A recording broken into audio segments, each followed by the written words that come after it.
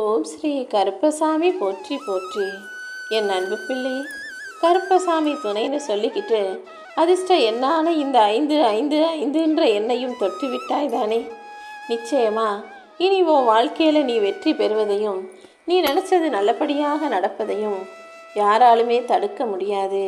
நீ செய்த எல்லா விஷயங்களும் இப்போது நீ எதிர்பார்க்க முடியாத அளவுக்கு திரும்ப உனக்கே நல்லபடியாக நடக்கப் போகுது. இந்த கருப்பசாமி நீ என்னிடம் ஏங்கி கேட்ட விஷயங்களையெல்லாம் நிறைவேற்றி நல்லபடியாக உன் கைகளில் ஒப்படைக்க போகிறேன். உன்னை விரும்புபவர்களை எல்லாம் நான் ஒருபோதும் விட்டு வைக்க மாட்டேன். அதாவது உன் பக்கத்தில் அவங்க உன் கூடவே இருக்கும்படி செஞ்சு உனக்கு அனுசரணையாக அன்பை காட்டி உனக்கு நல்லது நடக்கும்படி அவர்களை உன் கூடவே வைப்பேன்.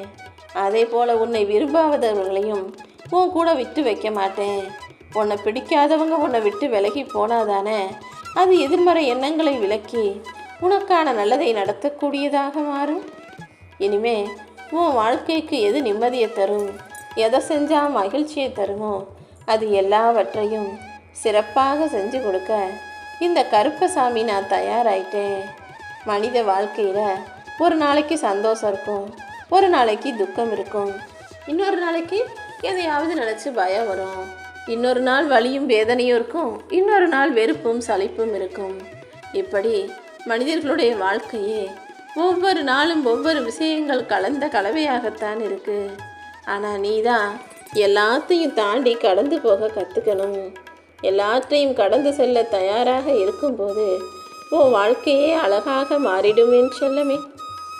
நீ எதிர்கொள்ளக்கூடிய ஒவ்வொரு சவாலிலும் உனக்குன்னு ஒரு வாய்ப்பை கொடுத்துருக்கேன். இந்த கருப்பனின் புத்தியின் மூலமாக, என்னுடைய அருளின் மூலமாக உனக்கு புத்திசாலித்தனத்தையும் ஞானத்தையும் கொடுத்து உன் வாழ்க்கையில் நீ சவால்களை ஜெயிக்கும்படி செய்ய போகிறேன்.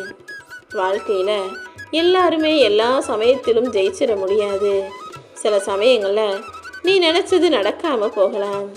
அப்படி தோல்வி அடைஞ்சா சோர்ந்து போகாமல் மறுபடியும் தைரியமாக திரும்ப எந்திரிச்சு நின்னா உன் முயற்சிக்கான பலன் நிச்சயமாக கிடைக்கும். உன் வாழ்க்கையில் இப்போது இந்த அதிர்ஷ்டம் என்னானது அதோட வேலையை ஆரம்பிச்சிருச்சு. அதாவது இனிமே உன் வாழ்க்கையில் நல்லது மட்டுமே நடக்க போகுது என் தங்கமே. நான் சொல்லக்கூடிய சில விஷயங்கள் மட்டும் உன் வாழ்க்கையில் உன்னை தேடி வராமல் பார்த்துக்கோ. அதாவது கோபமும் பயமும் அகந்தையும் சோம்பலும் பொறாமையும் உனக்குள்ள வேண்டாம். ஏன்னா கோபப்படும்போது அது கண்டிப்பாக உன்னை தவறான முடிவை தான் எடுக்க வைக்கும். அதே போல் உன் மனசுக்குள்ளே வரக்கூடிய பயம் என்பது உன்னை அடுத்த அடியை எடுத்து வைக்க விடாமல் முன்னேற்றத்திற்கான முயற்சியை எடுக்க விடாமல் தடுத்து விட்டுடும். அகந்தையும் அப்படிதான். நீ என்ன தவறு செய்கிறங்கிறத உன்னை உணர விடாமல் எல்லாமே நீ செய்கிறது தான் சரின்னு உன்னை நினைக்க வச்சிரும். அதே போல தான் இந்த சோம்பேறித்தனமும் உன்னை எந்த வேலையும் செய்ய விடாமல் உன்னுடைய குறிக்கோளை அடைய விடாமல் உன் வாழ்க்கையில் ஜெயிக்க விடாமல் தடுக்கக்கூடியதாக இருக்குது.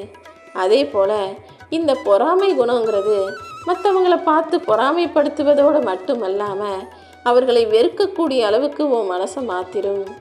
இப்படி எல்லா வகையிலும் உன் கூடவே இருந்து உனக்கு எதிராக வேலை செஞ்சு உன் முன்னேற்றத்தை தடுக்கக்கூடிய இந்த பொறாமையும் சோம்பலும் அகந்தையும் பயமும் கோபமும் உனக்குள்ள வேணாம்னு அதை உதறி தள்ளிவிடு. நீ என்னை வந்து சரணாகதி அடைஞ்சினா உன் வாழ்க்கையில் நடக்க வேண்டிய எல்லா விஷயங்களுக்கும் நானே பொறுப்பாளனாக மாறுவேன். ஏற்கனவே உன் வாழ்க்கையில் நடக்கிற நல்லது கெட்டது எல்லாத்துக்கும் நான் தான் பொறுப்பாளனாக இருக்கேன். இன்னும் உன் வாழ்க்கையில் நல்லதை மட்டுமே நடத்தி கொடுக்கணும்னு நான் ஆசைப்படுறேன். நீ என்ன பிழை செஞ்சாலும் அந்த தவறை திருத்திக்கிட்டு நல்ல பிள்ளையாக வாழணுன்ற எண்ணத்தோடு இருந்தினா இந்த கருப்பசாமி எல்லா வகையிலும் உன்னை நல்லா வாழ வச்சிருவேன். வழி தெரியாத பாதையில் மனசில் பல வலியோடும் வேதனையோடும் வாழ்ந்து கொண்டிருக்கும் உனக்கு பயணத்துணையாக இந்த கருப்பன் நான் இருக்கும்போது நீ கலங்கவே கூடாது என் செல்லமே. நீ பார்க்கும்போது உன் கண்ணுக்கு நல்லவனாக தெரியவங்கெல்லாம் உண்மையிலேயே நல்லவங்களா நடிக்கிறாங்களான்றத நல்லா தெரிஞ்சுக்கிட்டு புரிஞ்சுக்கிட்டு அப்புறமா அவங்கக்கிட்ட பேசி பழகு. சில பேரை பார்க்கும்போது ரொம்ப நல்லவங்களாக தெரியலாம், ஆனால் பழகும்போது அவங்க மனசில் இருக்க மொத்த அயோக்கியத்தனமும் புரிய வரும். சில பேர் பார்க்குறதுக்கே ரொம்ப ஒரு மாதிரி கெட்டவங்களா தெரிவாங்க. ஆனால் பழகி பார்த்தா அவங்க மனசு குழந்த மனசு போல இருக்கும். அதனால தான் எந்த மனிதரையுமே அவர்களது உருவத்தை வச்சோ அவங்க பார்க்குறத வச்சோ முடிவுக்கு வந்துடாம அவங்கக்கிட்ட பேசி பழகி அவங்க நல்லவங்களா கெட்டவங்களான்னு தெரிஞ்சுக்கிட்டு அதற்கு பிறகு அவங்கள நம்ப ஆரம்பின்னு சொல்கிறேன். உன் மனசில் இருக்கக்கூடிய பயம்தான் உன் எதிரிக்கு தைரியத்தை கொடுக்கும். அதுவே உன் மனசில் நீ அமைதியாக இருந்தீனா அது உன்னுடைய எதிரிக்கு நீ என்ன யோசிக்கிறன்னு தெரியலையேன்னு குழப்பத்தை உண்டாக்கிவிடும்.